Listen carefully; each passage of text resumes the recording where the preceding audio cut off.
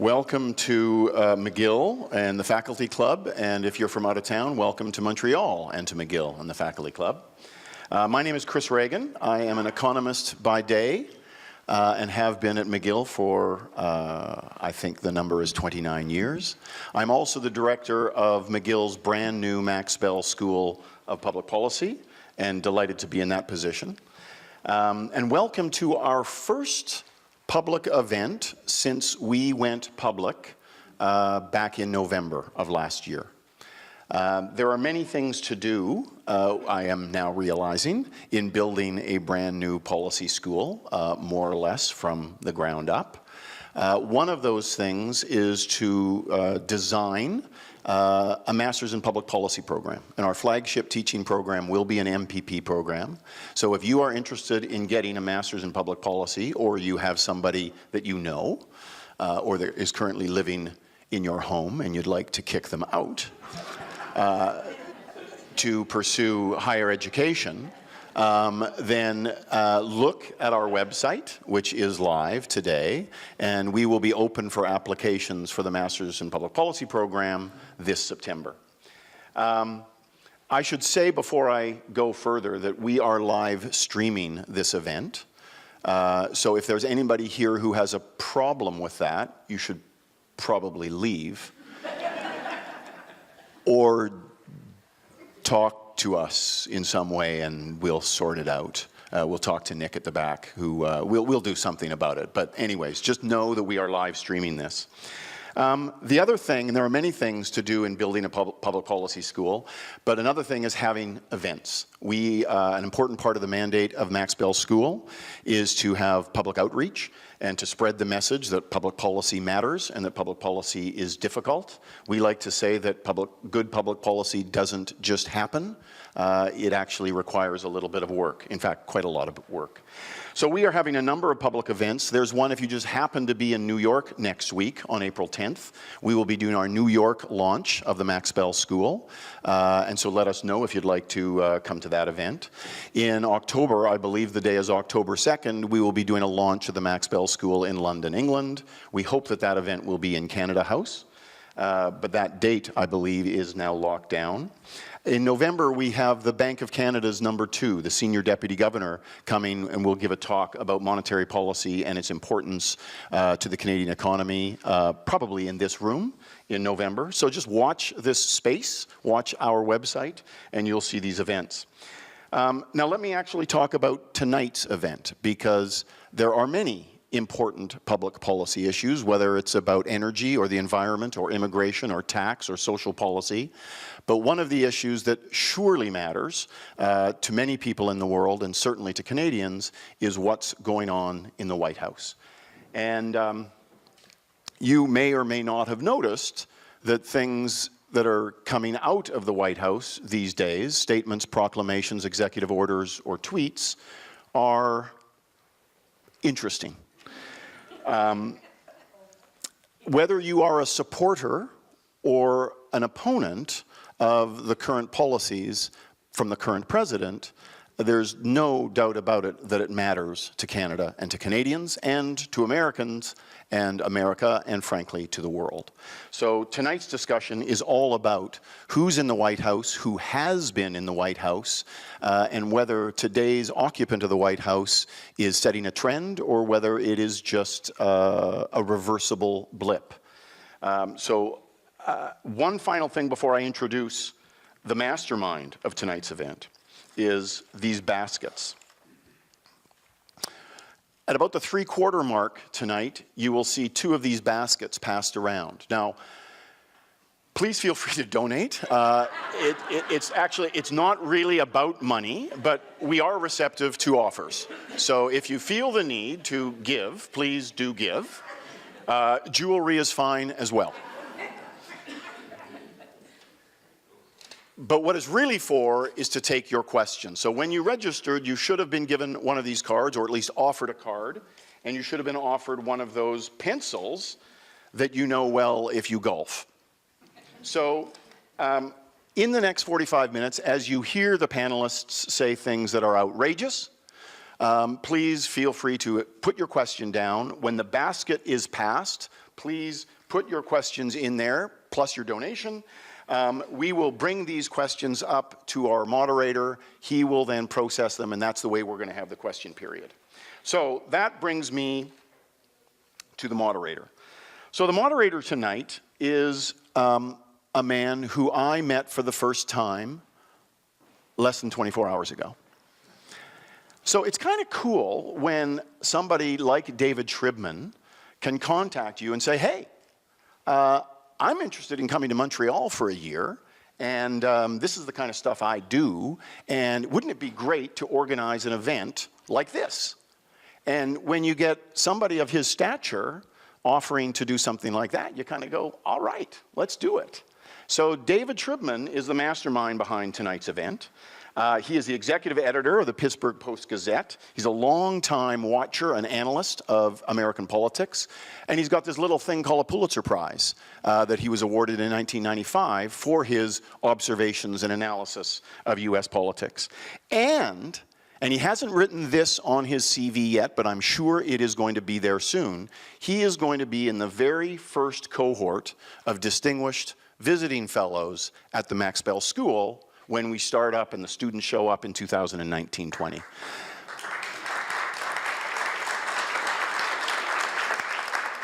So, without further ado, let me give you David Shribman, and he will introduce you to the rest of the gang, who I have to say have all just laid bare to me in the green room how little economics they took in their life. Now, I think that's a bit of an issue when the US president apparently also took very little economics. Anyway, tonight is not that much about economics. It is, yes, he went to Wharton. You have to wonder what he did at Wharton. Anyway, we will probably get into these issues tonight. Without further ado, ladies and gentlemen, David Shribman.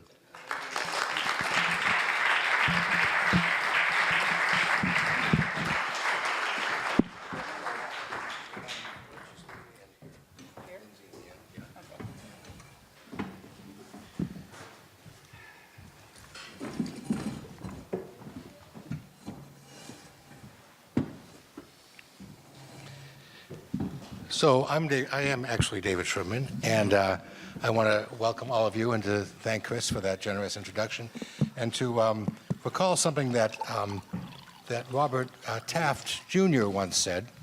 He said that his grandfather was the President of the United States, his father was a senator from Ohio, and he was a Boy Scout. Well, I'm the moderator of this, but I'm also the son, grandson, nephew, and cousin of McGill graduates. So that's my most distinguishing. And I'm also a dual citizen of the United States and Canada, which is why I'm sitting in the middle right here. President Roosevelt once said the presidency was preeminently an office of moral responsibility. President Kennedy once was asked at a press conference about the presidency, and he said it was a horrible job, but he didn't quite recommend it to anyone else for another 4 or 5 years. And Bill Clinton once called the White House the crown jewel of the American penitentiary system. So we're here to discuss from both sides of the border, Canadian and American, the White House, the president, the presidency, and all that flows from that. So let me introduce this remarkable panel here. We'll start with Lyndsay, who was with CBC in Washington, who covered the election of President Trump and did many other things in American politics, and we're delighted to have her here. Our other Canadian representative is to my right, to your left, is Andrew Cohen, who has written a remarkable book that you all should read, but more important, you all should buy, called 2 Days in June, which is about two remarkable days in 1963 when President Kennedy gave two of the most important speeches in American history.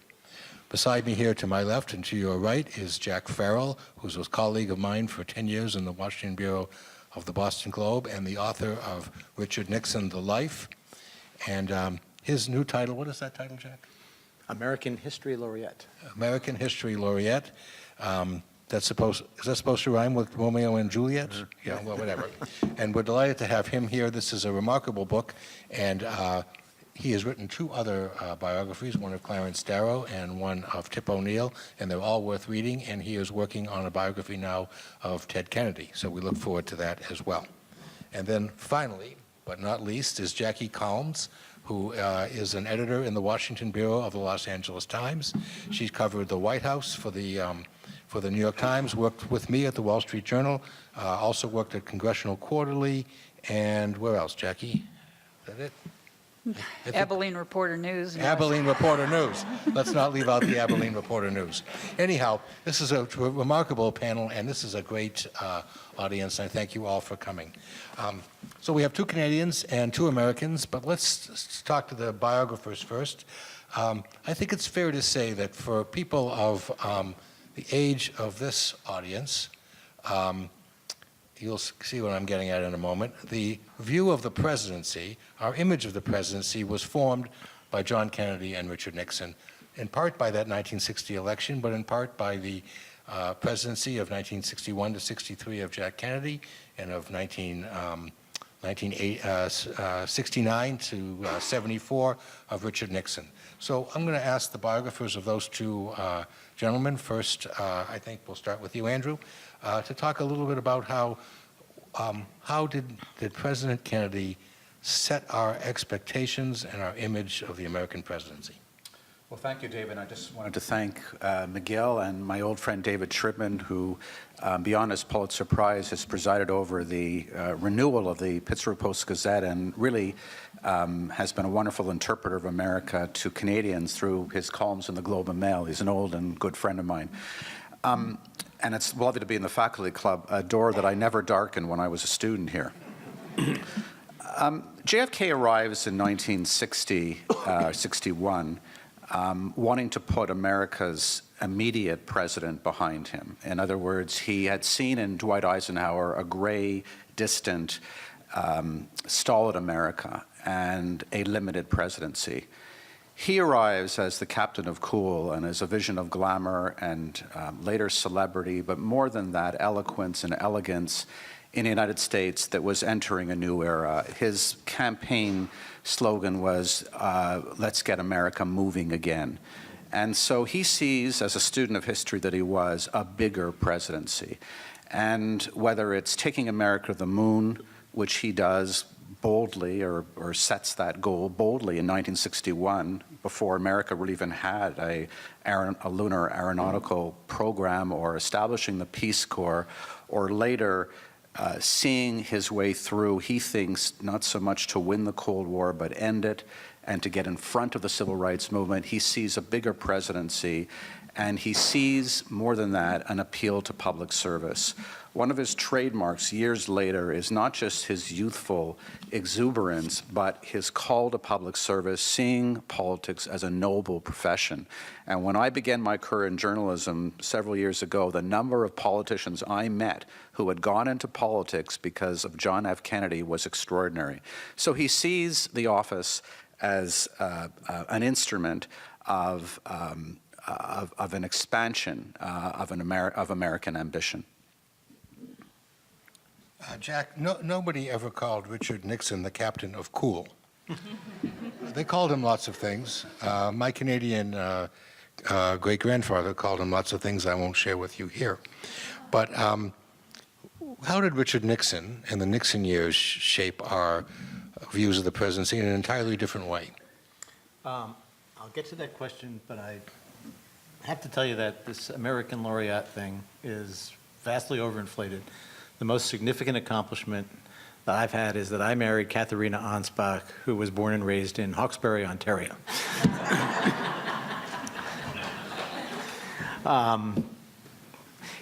One way to look at the Nixon years, there's many ways to look at the Nixon years, because he's a man of, as all presidents are, of great contradictions. But one way to look at it is as the third term of the Kennedy-Johnson 3 terms. As Lyndon Johnson picked up the standard from the fallen Jack Kennedy and moved a lot of Kennedy's ideas into reality, So did Richard Nixon in his first term sign, approve, institute, introduce many of the ideas that were still lingering around from the New Frontier and the Great Society. He did not have the original thought to go to China. That was something that had been kicked back throughout the Johnson administration. He did not have the original idea that there was going to be an environmental movement. He didn't have the idea that women should be allowed to go to college and play sports under something called Title IX. He did not have the idea to segregate the Southern schools.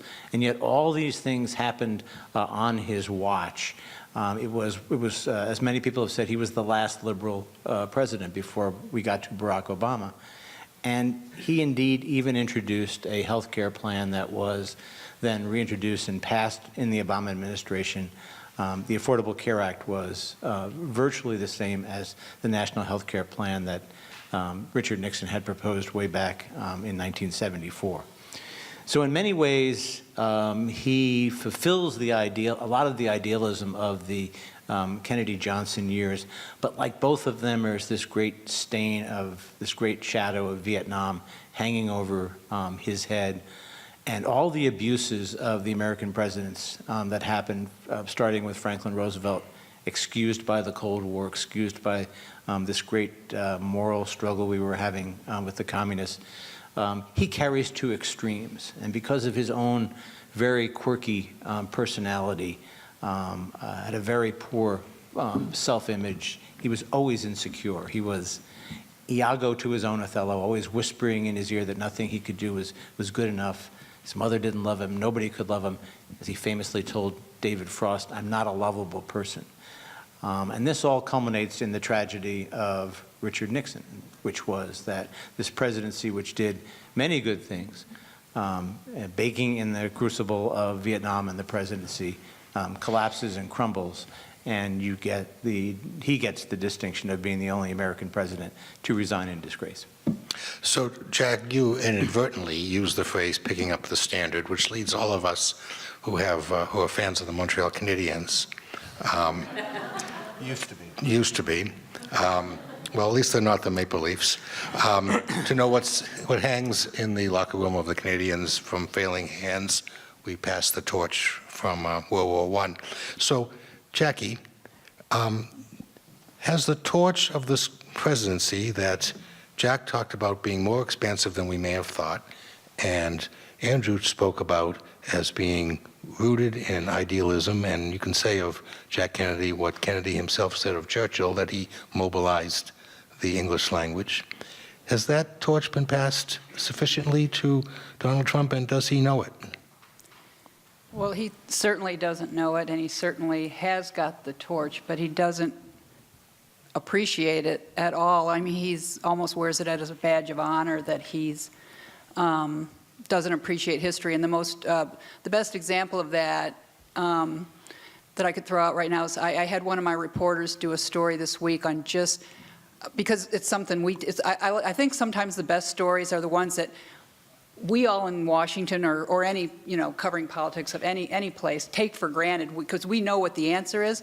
But then I think don't assume that people out there know what the answer is. And the question is, how can Trump, he shows his disrespect for the office entirely and the office he holds by the way he denigrates repeatedly his predecessors who have held it before him. And there are 5 of them alive. And he mostly does Obama because Obama is not only the most immediate predecessor, but he's also somebody who's just reviled by Trump's base. But he takes after all of them, and I thought this is so for people out there must be thinking, why don't they fight back? Why don't they say something back? Just to take the most obvious example, Trump still not only hasn't apologized, but doubled down on his claim of more than a year ago that Barack Obama had tapped Trump Tower. Despite no evidence, and in fact, Comey, when he was still FBI director, said it wasn't true. Any case, Obama's never said a word. The other presidents are largely silent. They said plenty before he was elected. Obama said Trump was unfit to be president. But there is this President's Club. There's a very good book written called The President's Club. And they respect the office of the president, and they respect the men, and they're all men, of course, so far, who have held the office, because nobody knows what an isolating, scary place that is, except the men who have held it. And so however many differences they have with the people who've held it, they are respectful. Donald Trump is not. It will be, I was looking forward to Billy Graham's funeral because I thought it would bring them all together. But as it turned out, only Trump went to Billy Graham's funeral. And there's a part of me that wonders if that was because the others just didn't want to be around him. Anyway, I digress, but I think that's the best example. I mean, it sort of symbolizes how he has disrespected the office. And I think that, you know, for me, I have to inject here. I'm a journalist. I'm a mainstream journalism journalist. And I say that proudly, but it's become something of a pejorative in the United States. This is very unnatural for me to be talking about a president this way. I've covered 6 of them. I've covered 3 of them. The first 3, I was a congressional reporter. The last 3, prior to Trump, I was a White House reporter. And I like to think that only my closest friends would know how I truly felt about the man I was covering. I have dropped that artifice when it comes to Donald Trump, and I frankly make no bones about it because I feel like he has earned it.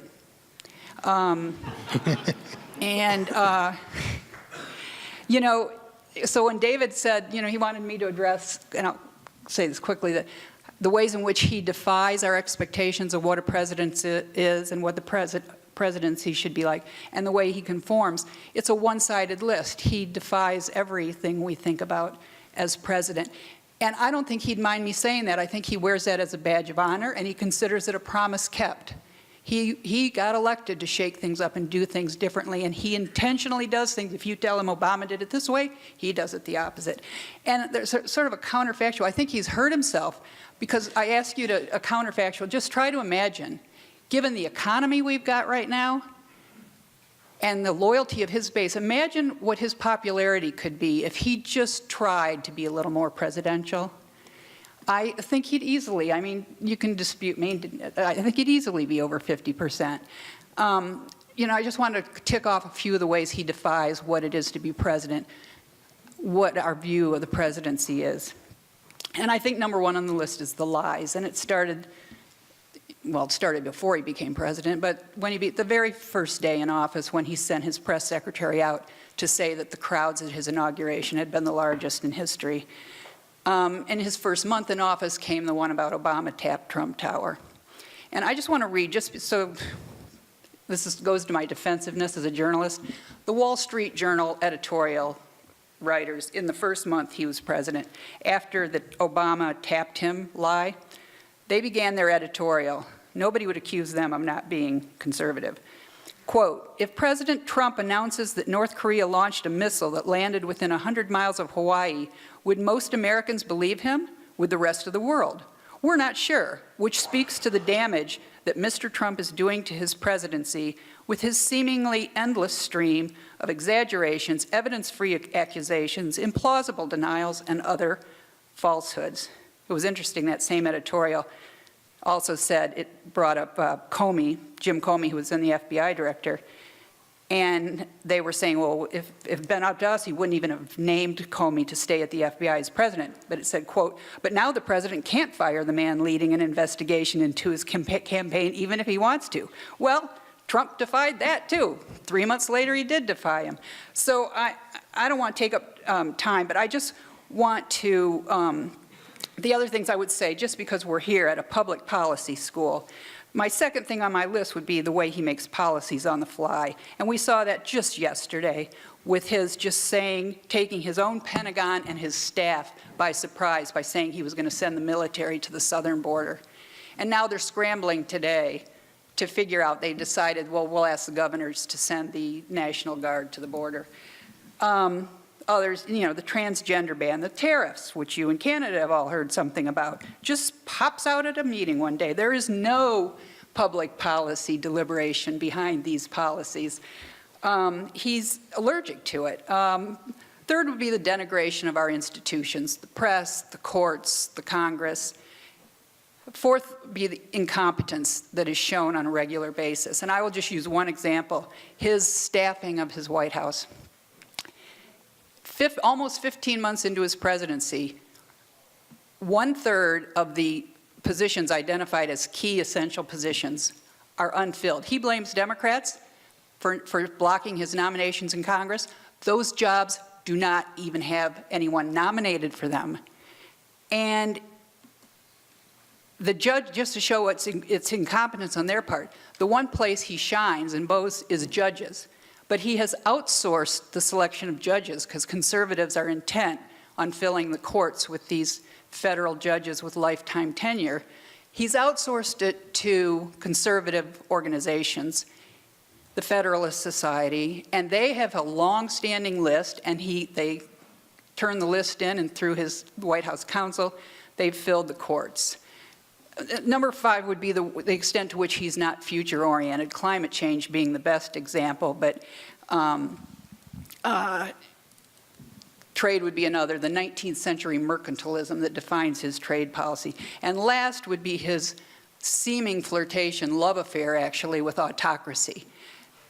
The way he demeans the press, the courts, the Congress, all smack of the words of an autocrat.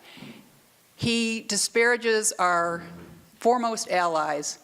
Somehow Justin Trudeau gets a pass, but Merkel, Theresa May, instead holding up Putin, Xi, Sisi in Egypt, and of all people, Rodrigo Duterte in the Philippines, saying that he was going to talk to him about how to fight a war on drugs.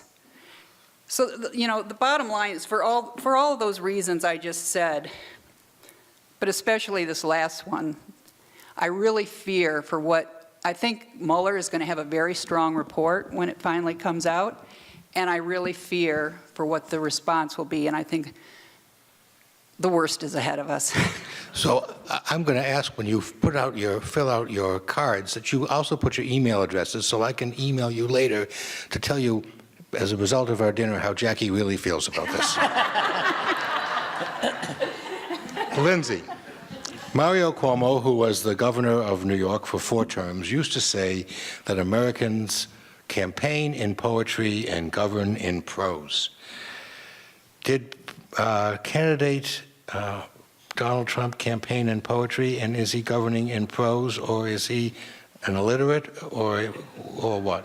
He has mastered the art of the tweet and the all caps and the exclamation point. I think forget poetry or prose. This is a whole other different kind of language. And I have to admit that as I'm sitting here, my hands are shaking because it's been about half an hour since I've checked my phone. And I have no idea if the world is the same as it was 20 minutes ago. And that is one of the challenges in covering this president day in, day out, hour after hour, is how quickly the story can change, how much you need to know, and a lot of what I do is interpreting that in real time. It's like a poetry class, giving notes to Canada. But one of the biggest challenges that we found covering this presidency really boils down to the fact that this is a country where people don't have an agreed set of facts. How you view this president and how you view his policies depends on what cable news channel you watch. So if you're someone who turns to Breitbart or Fox to figure out what's happening in the world, then you view things one way. And if you're someone who turns to the New York Times or to the Wall Street Journal, then you're seeing things a different way. And those two polarized sides are made worse by the fact that the president is exacerbating those divisions through his disdain for the media, through his calling out of fake news. And for Canadian journalists in particular, it used to be that we were immune from whatever discourse was happening, and people were very nice to us because we're such nice people, and they would ask us about hockey, and that has all changed. We were doing a series of stories in relation to the Parkland shooting and the remarkable response by the young people there, and how that is turning into a policy push that I think many cynical people, myself included, didn't think could ever really happen, and may indeed have some kind of momentum, however small. And we wanted to contrast that to the real and important elements of gun culture in the United States, and really get reaction from people for whom protecting themselves with a weapon is a big part of their identity. So one of our brilliant producers was going through, trying to, talk to people in, I think, Texas and some other states, to get reaction from the heartland about what was happening with these students. And some of these people, instead of saying, oh, you're Canadian, how's a hockey game? Come down and talk to us, which was normally the way it would be, immediately went to her Twitter feed, saw she was from France originally, and then saw maybe one or two things that she had retweeted. We don't want to talk to you. You're fake news. You're not the truth. And that whole sense that getting the full picture of what's happening in the United States at this incredible moment of time is limited by the fact that we are scorned by half of the country, and also when it's hard to keep your very logical opinions about the president in check, because you have a worldview, and you have to put all of those pieces into the stories you decide to do, how you decide to play them, and I think in many ways it's a really unprecedented moment. So I want to salute for a moment my only aunt, my Aunt Irene, who's sitting right there, and she's 101 years old. So she's seen it all.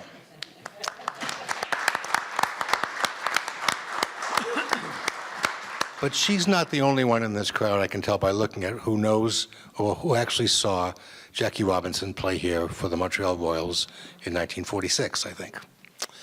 And for all of you who are here and who were Royals fans, you knew that he was one of a kind. He came, he left, and there was never anyone like him quite again. So that leads us to the ultimate question, and the most important question for historians and journalists about President Trump.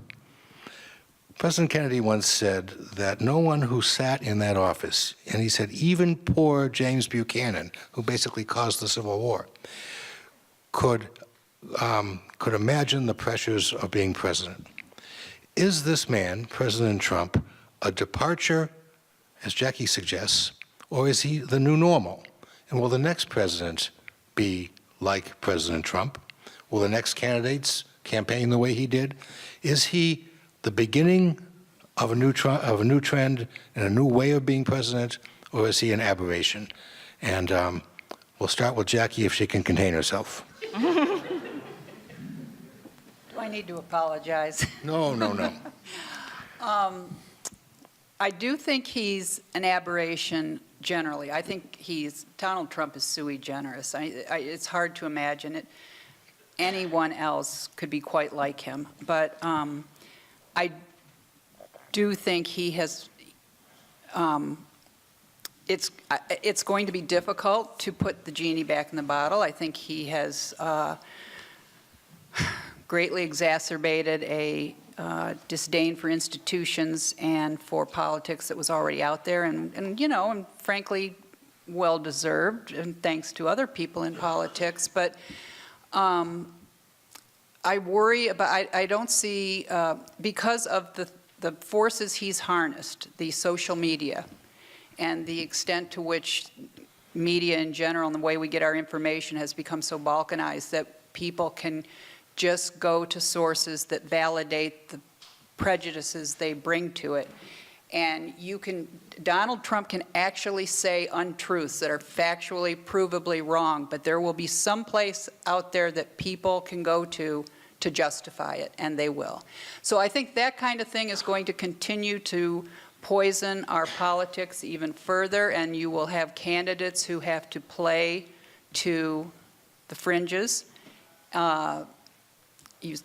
Would happen a little in the Democratic Party, but I honestly don't see the Democratic Party. It's funny because in the states, the Republican Party has been successful at the polls. Of course, this year we'll test that.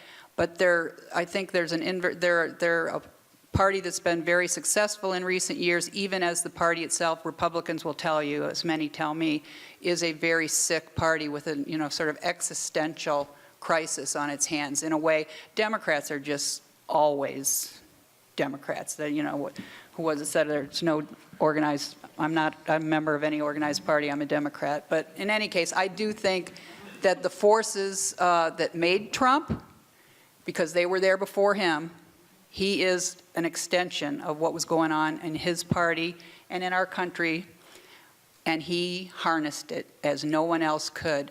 But I think he's unique. So, Andrew, you wrote about 2 set-piece speeches, a president who gave enormous thought and spoke in elegant language about the 2 most important issues in June of 1963. It's inconceivable that President Kennedy might have tweeted those speeches. So talk to us a little bit about that. Okay. Before I get to that, could I just respond, just add something to Absolutely. what Jackie has said about changing the office? I think there are 2 places that President Trump may change the office. One is he has made it safe for people to consider the presidency an entry-level position in life. In other words, he was manifestly, by any standard, unprepared for the office by the standard by which we judge presidents before. No elective office, not been elected dog catcher, no public service of any sort. So we are now hearing people who have been emboldened, like Oprah Winfrey and others, who are considering running for president. I'm not saying they will. And I wonder how much he's demeaned the currency of experience. When JFK ran in 1960, 14 years in Congress, 4 years in the United States Navy, well-traveled, best-selling author, had won the Pulitzer Prize. He, by the standard of the time, was considered inexperienced. Nixon, who was only 3 years older, had talked about having some gray in your hair and was considered, he had been vice president for 8 years. So I think in that respect, if Donald Trump makes it safe for people to consider the presidency a job for which they do not need experience, he will have changed the office. The second thing is, just in communications, Lyndsay has talked about tweeting. Presidents do adopt new forms of communication. Franklin Roosevelt pioneered radio and the fireside chat. He did not give as many fireside chats as people think, but he used it. JFK mastered television, beginning with the debate in 1960, in which won him the presidency. I don't think any president after succeeding Donald Trump will be unable to tweet. I think that probably will be an instrument. I think it'll be controlled, but I think it'll be used. Now, President Obama did tweet too, but not quite like this.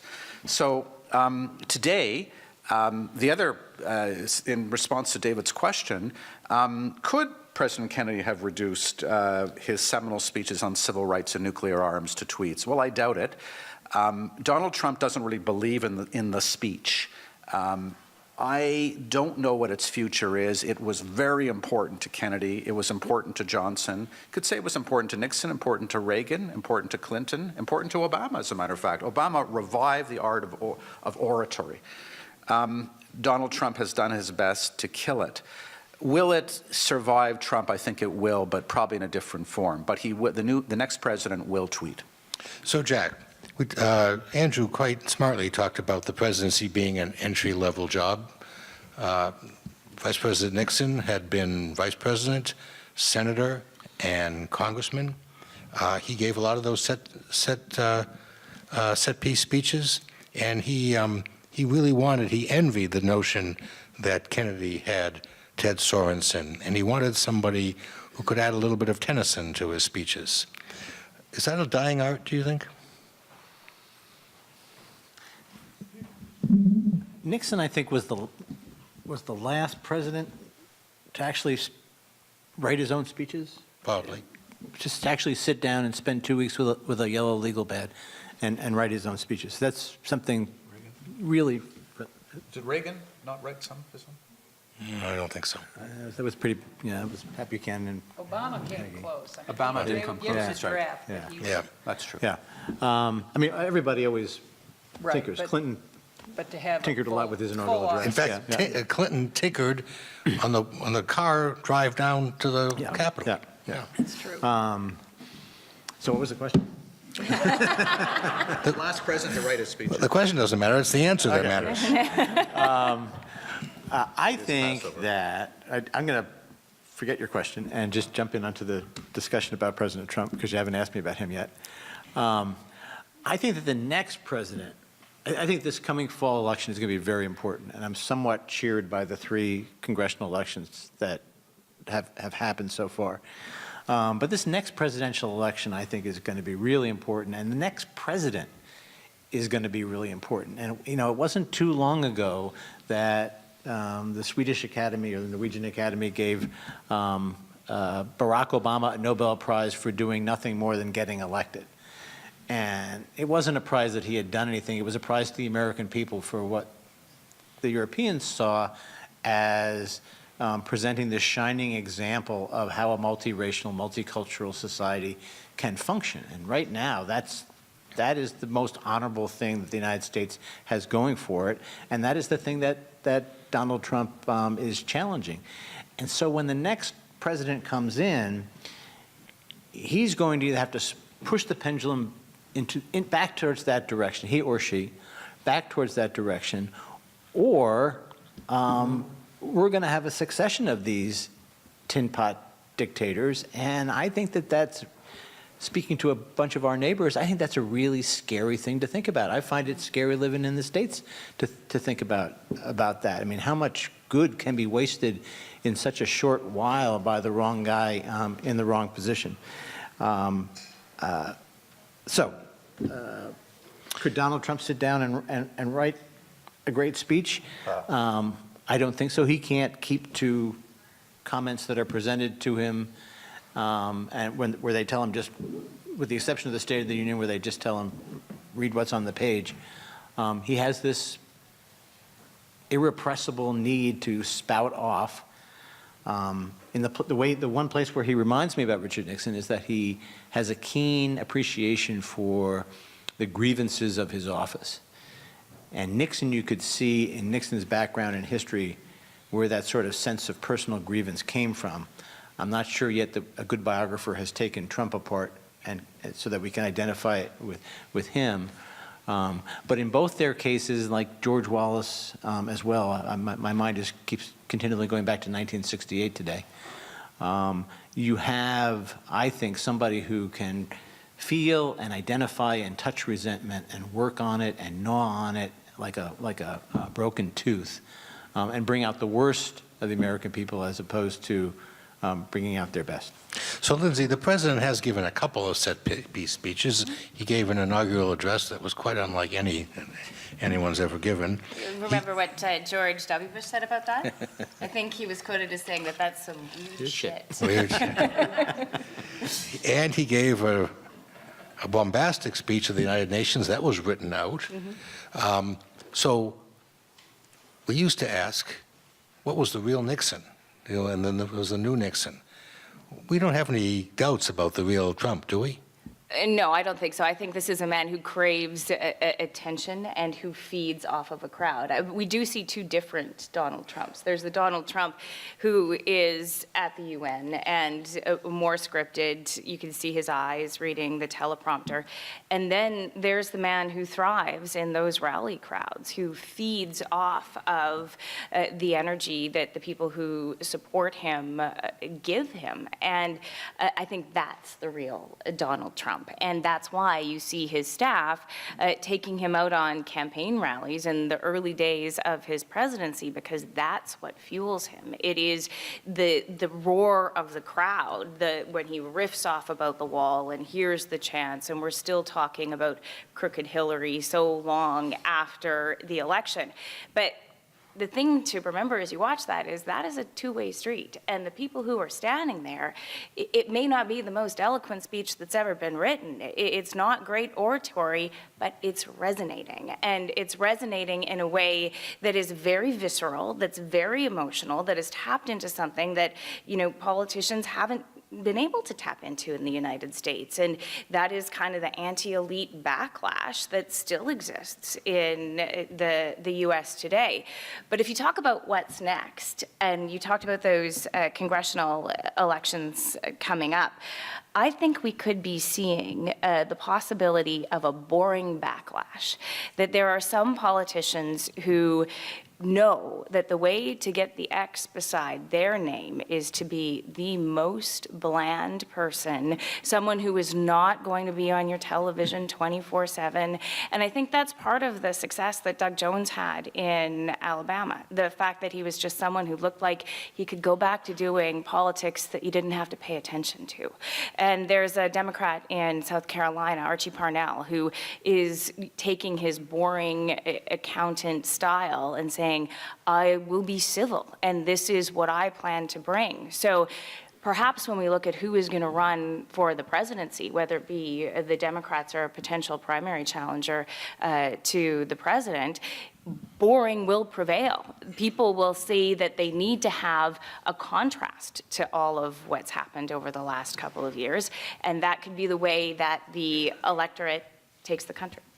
If my wife were here and heard that the next president would be boring, she would wonder whether I might be a good candidate. Well, you don't need to be qualified, apparently. So, You would be acclaimed. so here we are in a whole different era. Other presidents have grown in office. There's a gentleman here in this audience, I won't identify him and to embarrass him, but he's a dead ringer for Barry Goldwater. All of you up here will know exactly which person I'm talking about. And in his 1964 acceptance speech in San Francisco, he gave this remarkable speech, and somebody turned to Teddy White, who was the great chronicler of American elections, and said, my God, he's going to run as Barry Goldwater. The president is governing like Donald Trump. Other presidents have grown in office. Your president, President Kennedy, grew in office after a fiasco with the Bay of Pigs in 1961. Yours grew in office. Is this man capable of growing in office, Jackie? You have to want to grow, and he doesn't. He thinks he's doing it just like it should be done, and he's running the country like he ran his business, which includes family all around him. He disdains, he's like one of the reasons, it sounds hard to believe, but H.R. McMaster, his national security advisor, one of the reasons he never clicked with Donald Trump is because he bored Trump to death, and Trump had to talk to him every day, and he just found him insufferable. And they disagreed on some policies, but it went hand in hand. I think, he has said several times, I can be as presidential as you want me to be, and and then you're sitting there thinking, then, well, please try. But he just doesn't want to. He really thinks that he is getting, that he accomplished something, and he did. He got elected, and he got a nomination over 16 other Republican candidates, including the best that the Republicans had to offer. So you got to give him that. That said, he's now. I said when I was still at the New York Times, I gave Maureen Dowd. She always asks for column ideas, so I gave her one time, and she actually used it. Was about that I considered Donald Trump was possibly the worst possible person to be president, because when I first covered the White House, it was Bill Clinton. And I was shocked, after covering Congress for so many years, that the White House is a cocoon in which you are so surrounded, both as a matter of security and as a matter of just awe of everybody who comes into the Oval Office or comes into your presence. You are just so sheltered from any sort of pushback or criticism that I thought Donald Trump would be the worst possible person in the world to hold that office. And he's done nothing to dissuade me of that opinion.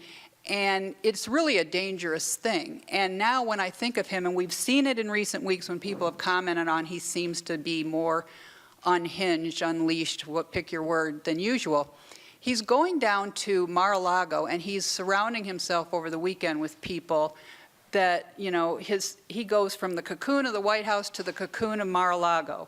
And he'll throw things out, ask people what they think. And, you know, there's very few people that tell him something he doesn't want to hear. That's not the key to, you know, being in his inner circle. And so it's a dangerous thing. And so I think the bottom line, you know, come full circle, he's incapable of changing because he doesn't think he has to change. So, Andrew, after we have all, and you and I have done a great job at this, beatified President Kennedy, let's remember that he was the Rat Pack president.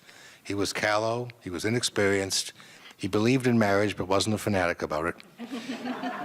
He made mistakes. How did that president grow, and what made him grow?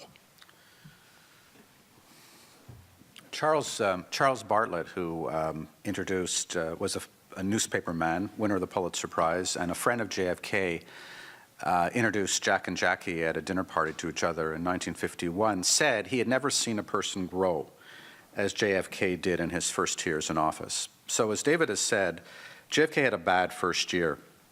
It wasn't just the Bay of Pigs. He had a terrible meeting with Khrushchev in Vienna in May. The Berlin Wall goes up in August. A reporter said to him at the end of that year, I'd like to write a history of your administration, of your first year. And Kennedy said, with very typically Kennedy-esque frankness, artless frankness, said, why would you want to write a book about disasters? Which is how Kennedy had seen his first year. But Kennedy learns very quickly, and when David says he was callow, compared to what?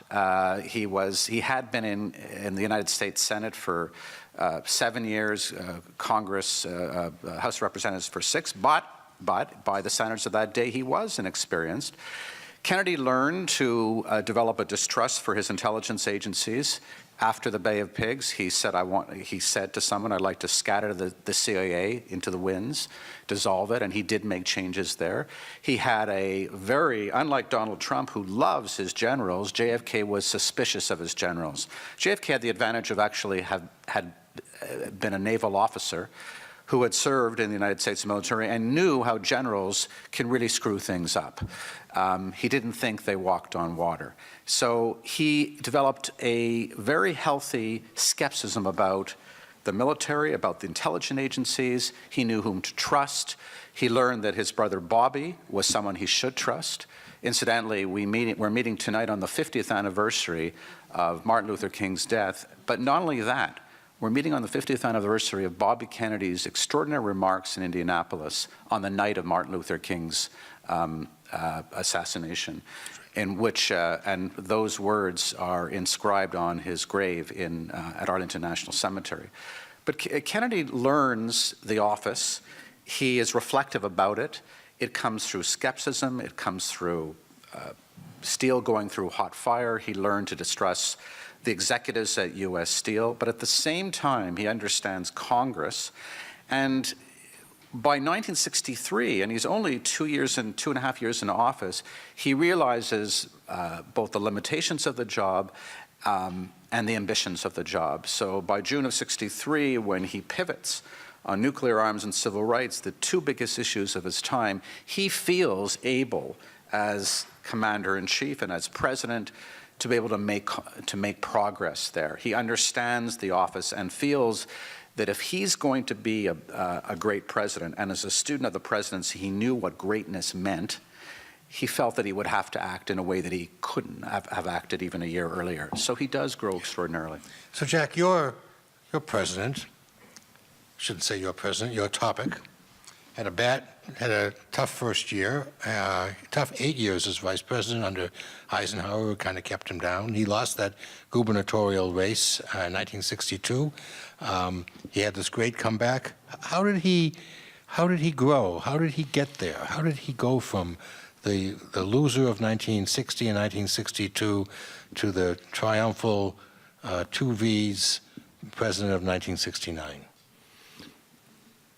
He had an amazing resilience. He was born in the outback of Southern California to a real blowhard of a father who, if not physically abusive to his sons, was at least emotionally abusive. Woodward and Bernstein, the slogan was "Follow the money." With biographers, it's "Follow the mother." And Nixon's mom was somewhat awed and by her husband, and was something of a religious fanatic. She would retreat into her closet to pray, and never, as Richard famously said, never once did my mother tell me that she loved me. On top of all that, 2 of his brothers die in childhood. One within 2 weeks, the youngest, the curly-haired baby of the family, and the other, the eldest son, the prize of the family, dies a long, agonizing death over several years of tuberculosis. And that ruins the family's finances. So on top of everything else going against Richard Nixon, he has to try to fulfill this place in the family of his missing brothers. He gets accepted to the Ivy League, and the family can't afford to pay boarding in New Haven or in Boston. And yet, and that's the phrase I keep coming back to often and always when I talk about Nixon. And yet, somehow he goes off to war. He comes back. He decides he's going to run for Congress. He wins, and in 6 years he goes from a complete nobody to vice president of the United States. So he's got this meteoric rise, and then, as David said, he begins to meet these difficulties. But he's got this dirt farmer perseverance from his dad, from that tough childhood. And he pushes it and pushes it. And in that period between the loss in 1960 and the victory in 68, he identifies what his flaws were and what he needs to fix. He has to. The phrase "new Nixon" pops up several times in his life, and this is one of those times. But the other amazing thing that he does is that he goes around the world as a lawyer for Pepsi-Cola. But he uses it as an excuse to sit in with foreign ministers and to talk with embassy officials and to learn about what's going on in the world. And in 1965, just to give a brief example of Nixon's, not just his resilience, but also the brilliance of his mind, he writes this article called Asia After Vietnam for Foreign Affairs magazine. And in it, and you can go look at it, this is online, in it he predicts that there's going to be this coming computer age. And in this computer age, the countries of Japan and Korea and Indonesia and the Philippines are going to have a great advantage that the huge monolithic communist nations, Russia and China, won't have, because it's not going to be a controlled society of big collective farms and factories anymore. It's going to be nimbleness and freedom of thought. He sees all this coming, and he realizes, and he writes in 1965 that the one great shadow on this dream is that China has to be integrated early rather than late, because if China sits in its own juices, is the phrase I think that he used once, you're going to have this angry nuclear power with several 100 million starving peasants needing space and resources.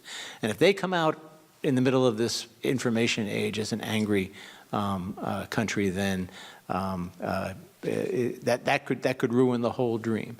He had this in his mind. And you can hear him on the tapes. There's a lot of awful things about the tapes, awful things Nixon says on the tapes, but some of the nice things he says on the tapes are about a generation of peace. And he thought 20 years was what he and Kissinger could broker together.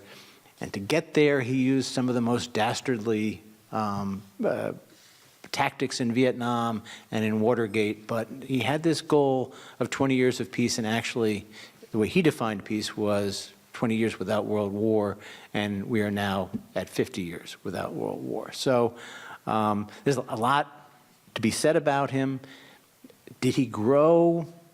It was more a process of constantly persevering than growth. But at the very end, when he was about to leave the White House, that famous scene, another scene you can see on YouTube, he goes in and he says goodbye to the White House staff. And there finally is this moment where he has a moment of growth and recognition. And he tells everybody, always remember, others may hate you, but those who hate you don't win unless you hate them. And then you destroy yourself. And finally, at the end, he had this moment of recognition, self-recognition, and learning, and then had to go off and suffer for another 20 years. Lyndsay, has President Trump changed at all in the time you've been watching him? I don't think so. I think he's very much the same man who wanted to be the president of the United States because of the status and the power. I think initially there was the influence of some of the more establishment Republicans. If you have Reince Priebus in there, the idea of potentially being more presidential was appealing in those early months. But I think the Donald Trump, as Jackie was mentioning, the Donald Trump we're seeing this month is more real Donald Trump than we've seen in a long time, reverting to some of those instincts on immigration. And that is very much, I think, a reflex to wanting to continue to appeal the base. Jackie mentioned the fact that there's the haphazard policy of putting the National Guard on the border today, and I think a large part of the reason for that is a lot of the conservative commentary coming out of Fox News and the criticism by initial supporters such as Ann Coulter, who have said you have not lived up to the promise of the wall, and it is that continued need for affection and the continued need to have that base fired up that is resulting in the policy decisions being made on the fly that we're seeing right now. And Donald Trump said a couple weeks ago that he wanted to have the cabinet, or he was finally starting to get the cabinet around him that he wanted. And I think we're seeing that with a lot of the staff changes too. Well, we have about a half an hour left, and here's the immutable math. We have about 35 questions from you, and I've looked through them, and they're fabulous. We have 4 panelists, so I'm going to address some of the questions to only one of you, and I'm going to ruthlessly enforce the 45-second rule, okay? Ruthlessly. Jackie, are there any adults left in the room in the White House? Short answer is no. Next question. You want to add something to that? No. No, I mean, Yeah. I mean, Jim Mattis, but he's at the Pentagon, and one of the reasons he survives is because of the distance between the Pentagon. There's a whole river between the White House and the Pentagon, so H.R. McMaster couldn't survive, Mattis doesn't. He's the last adult standing. This is a question from someone from Ontario who adds a "Go Leafs Go" on the top of his thing. Clearly somebody who's stuck in 1967. Andrew, how do we stop the Trump effect from happening in Canada? Well, it's unfolding in Ontario. We be smart. We realized, as Daniel Patrick Moynihan said, people are entitled to their own opinions, but they're not entitled to their own facts. And a media, particularly in a smart citizenry, simply has to hold people accountable and not fall for the siren song of people who are Trump light. We hope that won't happen. I cannot see, even if Doug Ford does win in Ontario, he won't win on an anti-immigration platform. He won't win as Donald Trump did, but he will win like Donald Trump as a studied ignoramus. So Professor Reagan, in a clear effort to boost the book sales of these two gentlemen, has purchased 2 books, and the notion is that we're going to give books to the two best questions. So who asked that last question? Who's the Leafs fan who had? If you're a Leafs fan, you should put a bag on your head, and please come up here, and Andrew will give you a copy of his book.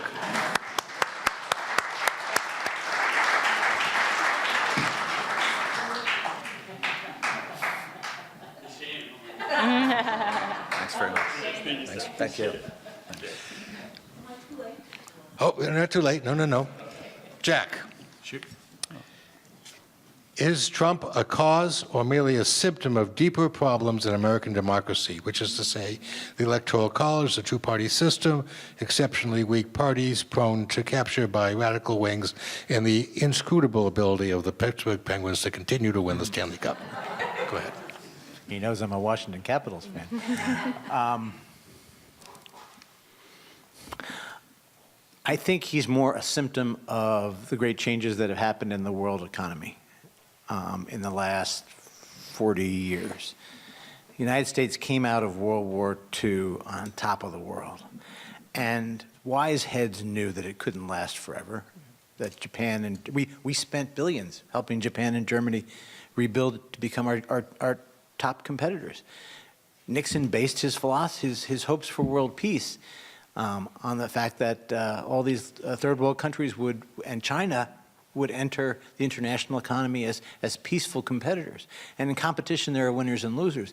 Nobody ever told the American people that they were going to be losers, and they don't like hearing that. Instead, they heard from Ronald Reagan and even Bill Clinton when he tried to talk about things that were happening.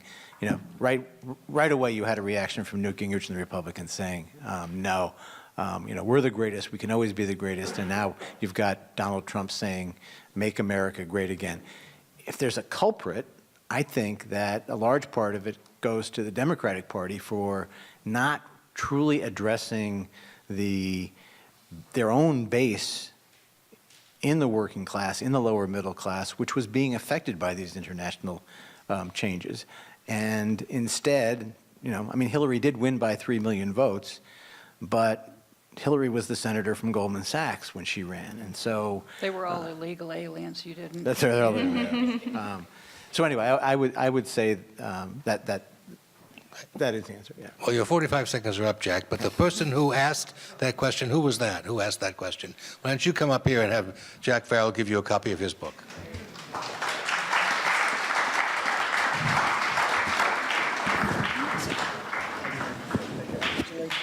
Okay, good. Now, Jack just talked about the Democrats, so Lyndsay, you get this question, 45 seconds. If the Democrats win the Congress in the midterm and initiate impeachment proceedings against Donald Trump, what will he do? Or what will the Congress do? Oh, goodness. What will he do?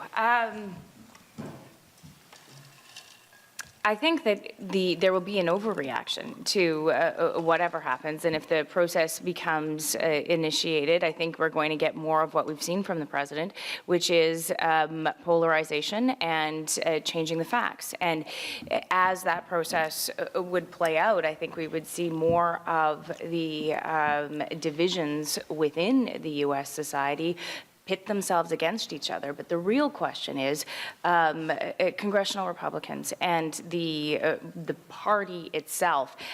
At what point? What has to happen? What does Mueller have to find in order for them to abandon this president? And we have seen so many things that you think would be a way to have those Republicans step away from this guy, and they haven't to this point, to get tax reform passed, to keep their jobs for whatever the reason is. But I think that drama, should it unfold, will exacerbate some of the problems that already exist. So, Jackie, your claim to fame here is that you covered the White House, but I know that you are one of the best congressional correspondents who ever walked the second floor of the Capitol. So I'm going to ask you this question. It's from one of our guests here, and the way he or she puts it gives you a sense of how to go. Were the Tea Partiers the beginning of the end? No, they were I have this theory that I'll summarize as quickly as I can since I'm on a 45-second rule, but You just used up 8 of them for nothing. all right. You have 10 seconds left. You just used up 10 more, so I'm taking 10 back. All right. So I yield the floor. You could go back to, I date Republican it to 1995 when the Republicans took Newt Gingrich and the Republican Revolution, took over the House. For the first time in 40 years, Democrats had had a majority in the House. And and they were very, very far right. Newt Gingrich was willing to say anything, but he had true conservatives behind him. So, but they then discredited themselves and the pendulum swung away. But when it came back, that next you had the Tea Party. It actually started with the Reagan Revolution, but then the Gingrich Revolution, and then the Tea Party is third in my phases of revolutions in the Republican Party, that each one pushing the Republican Party further to the right by harnessing conservative media. And now we're in the fourth, the Trump, And you haven't even mentioned Trump Revolution. the religious right. Andrew. And Well, that's baked in the cake, the major word race. race. The major word race. Okay, Andrew, can Canada be relevant again in the Trump years? You can have a minute for this one. Canada can position itself as a progressive voice that is not protectionist, that believes in climate change, that believes in collective security, that believes in the anti-nuclear Iranian agreement. In other words, Canada can position itself in counter-distinction to the United States. It isn't easy because we're negotiating a NAFTA agreement, which has taken enormous focus and enormous self-discipline, which this government is applying. It does not get credit, I think, for its very delicate handling of Donald Trump with its eye clearly on the prize of getting an agreement, which means it cannot criticize him, for example, when he announces he's moving the American embassy from Tel Aviv to Jerusalem, a decision that we had to think a lot about before we simply abstained in the vote in the United Nations, which was overwhelmingly against that. So Canada, in its way, under leadership that sees itself as progressive, and I think is, can be something of a redoubt, something of, along with France, Macron's doing extremely well on this, Merkel in Germany, who fortunately has been reelected, can be a voice, a counterweight, although we don't have the power of France or Germany, but can be something of a counterweight to the American, in a sense, withdrawal from the world and neo-isolationism. But it won't be easy because we cannot criticize the United States as long as we're renegotiating NAFTA. So it's a very fine line this government, I think, is doing quite well in walking. Jack, this is a question for you because your president redefined the Republican Party by shattering the solid South of the Democrats. So this is why we're asking you this question. How has and how will Donald Trump change the tactics, policy, and leadership, and I would add profile, of the Republican Party? I think demographics will play a bigger role than Donald Trump. I think that eventually you'll see Texas, which is already a majority-minority state and is a very young state with many, many millennials, change. And I think that you'll see that in other places around the South, and the Republican Party will become once again a national party rather than a regional party with a very constipated vision. And a hateful vision in many cases. But, you know, that's putting a lot of faith in the American people. And if Trump and or a worse successor succeeds in tearing down the standard of truth so that you can't believe anything anymore, then that really erodes away at the basis of a democracy, because the whole basis of democracy is an enlightened people voting for the smart thing to do. I think I personally think the Republicans are going to have a series of setbacks. I don't think that they'll give us another Trump. I hope they don't give us a second Trump term, although, as Jackie points out, all he has to do is make some very small changes in the way he operates, and he could be zooming up into the 60% and have that second term. But I think in the long run, to me, the sadder thing is that the Democratic Party seems content now just to be not Trump, and they're not telling us what the positive solution for the future is either. Well, they can't agree. And they're all 85 years old. Yeah. No offense. She just feels 85. Lyndsay, this is a very good question. Given the current tension between the president and the U.S. media, can we rely on Canadian journalists to help us understand these times? I absolutely think that you have to, and that's what we're there for, to interpret the things that are happening and to really lay things out as calmly and as thoughtfully as possible. And that's one of the challenges. A lot of Americans commented when CNN picked up the feed of the Parliament Hill shooting a number of years ago that the Peter Mansbridge guiding that coverage of a shooting was so much more calm and thoughtful than what you get when a shooting happens in the United States all the time. Not saying things before you know what they are, very calmly explaining things. One of our greatest challenges has been to approach this story with that same kind of tone. All the tweets, all of the information that's coming at you all the time, how do we boil that down on the different platforms, radio, television, digital, in this manic cycle in a way that Canadians who pick up their phone can make sense of it. And that's what we're there trying to do all the time. And I had a cousin who asked me when I was visiting in Alberta, is CNN fake news? And that's a Canadian, a casual Canadian consumer of news. And I do believe CNN has standards in terms of the facts they report, but there's no question that many of their anchors are asking questions with their own opinions and injecting that there. And I think it's the responsibility of not just our network or our newspapers, but to lay it out there with a uniquely Canadian voice and neutrality. Jackie, you used to be on the failing New York Times, and do you think the press did a good job in the election, covering the election? No.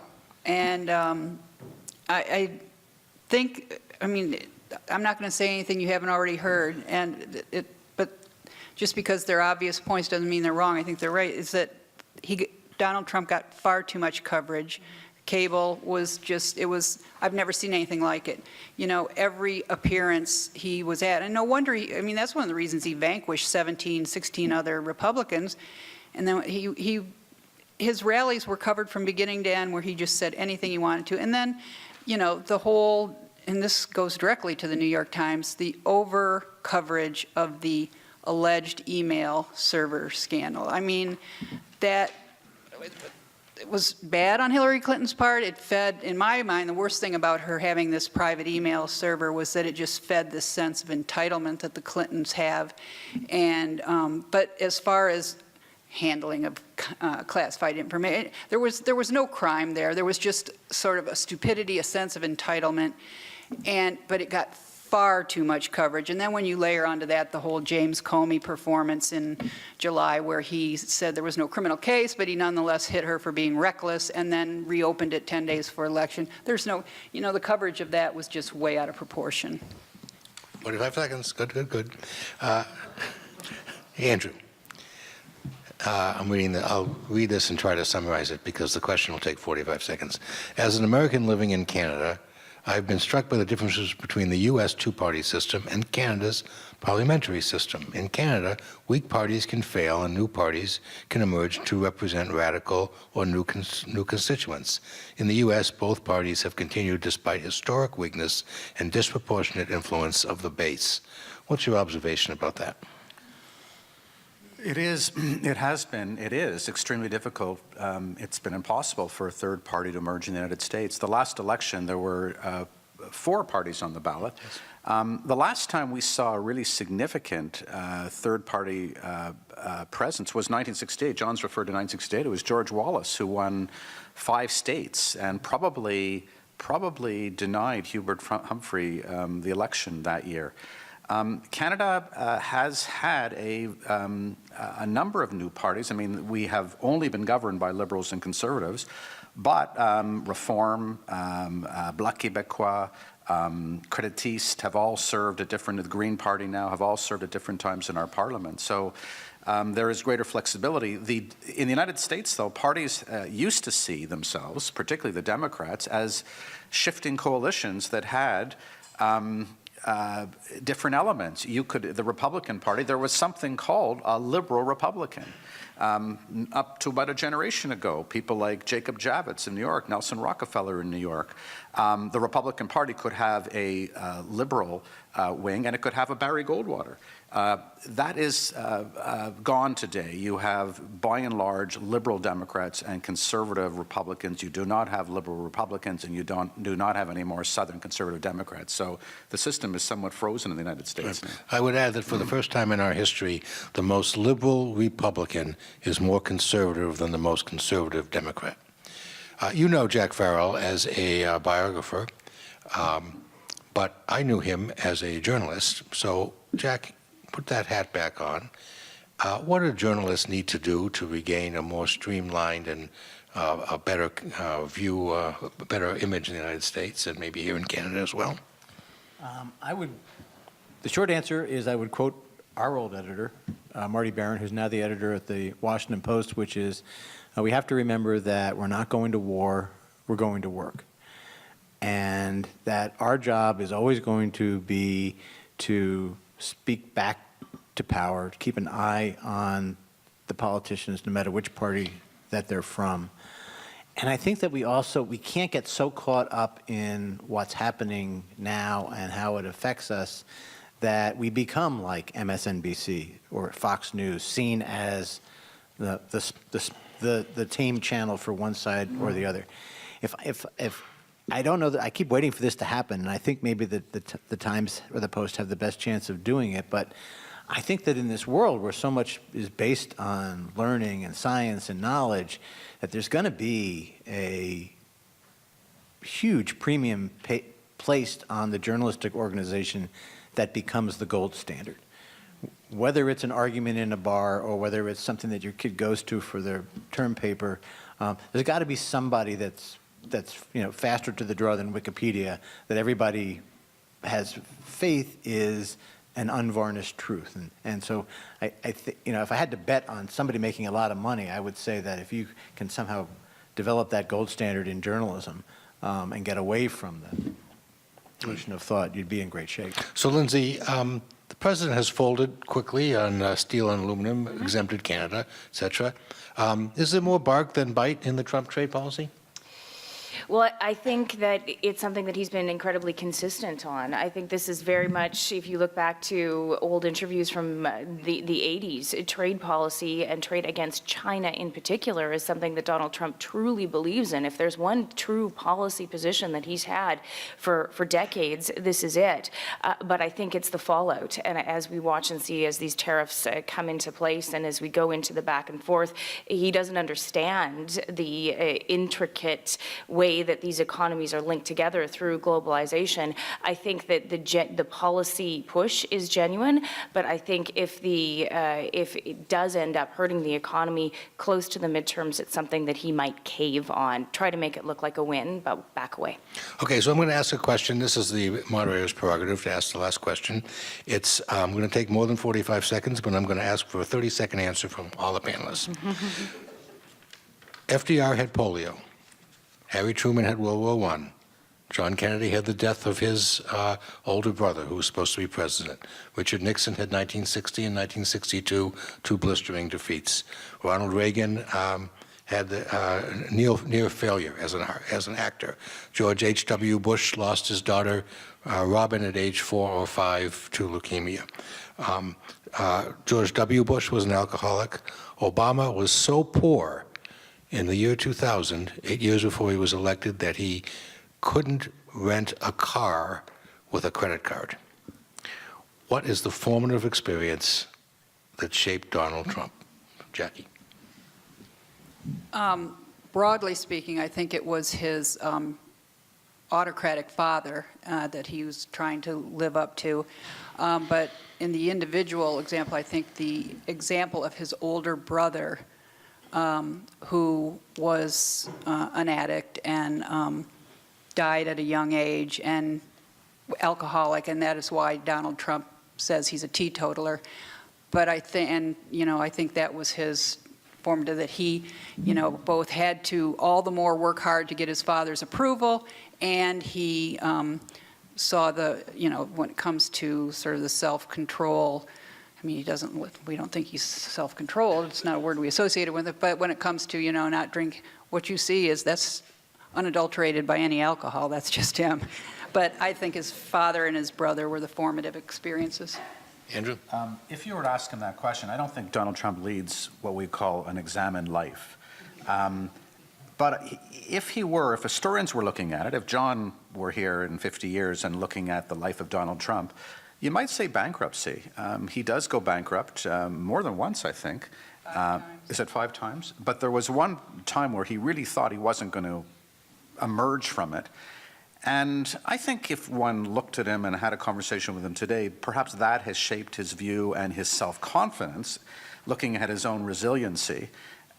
He is an extraordinarily self-confident person, and it may be that the number of times from which he emerged from bankruptcy, and then, of course, winning the presidency, having said he would against the odds, have made him the person he is today. Jack?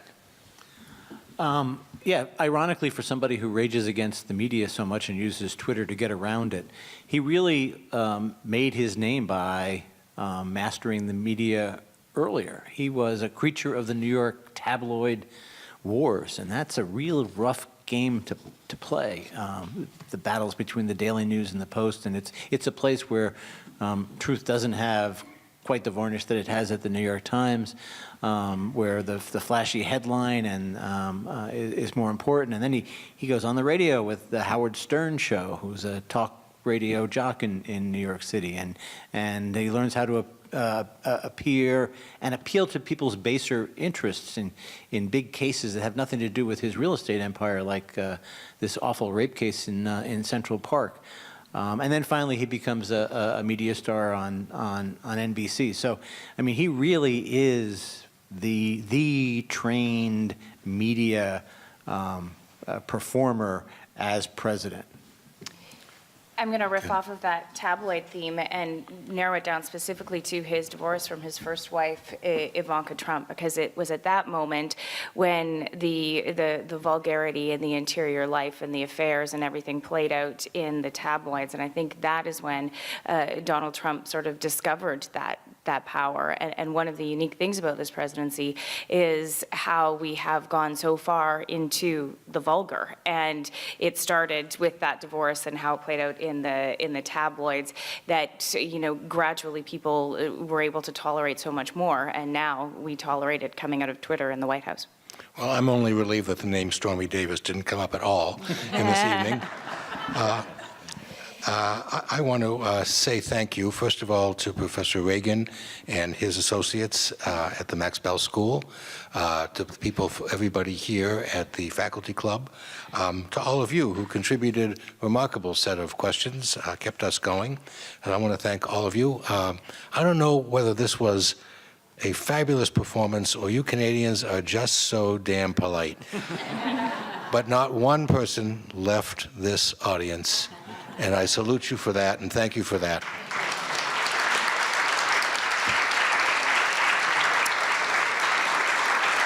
And I invite you all to join us in a reception where you can grill these panelists a little bit more and enjoy some refreshments. And please drive home carefully and be careful of my 101-year-old aunt on your way out. I have some thank yous to make as well, if this will turn on. There we go. I think this has been a fabulous panel. So I suggest that we do this every 4 years, roughly in the midterm of every presidential term, and I suggest that we title the next one "Beyond Vulgarity," and we just hope that it works. Thank you very much to the 4 panelists, and thank you very much, David, for twisting their arms and getting them to come. One comment, as we were getting the questions in the baskets, there was no money. And as a result, I will need the pencils back. So if you could just put those someplace where we will find them, that would be great. We've got a couple of gifts, gifts for our panelists. Now, at some places when you come to speak, you get a mug or a pen, but no. Here, we have McGill University, whatever these are called. Sweatshirt. Yeah, that's it, sweatshirts. I'm from Now, Saskatchewan. That's a bunny. we're not going to make That's a bunny, that's right. we're not going to make you put them on right now. Bunny hug, that's right. But we do think that you should stand up and hold them in front of yourself. And I'm not sure which one that one is. That's a large. I think that was one I took. Yeah, you have the same one. This one is Lyndsay's. Okay. Oh, that must be Jackie's. Red is Jack's. Cardinals, right? And this one is, that's yours. There you go, there you go. Thank So thank you all very much. Wonderful panel. And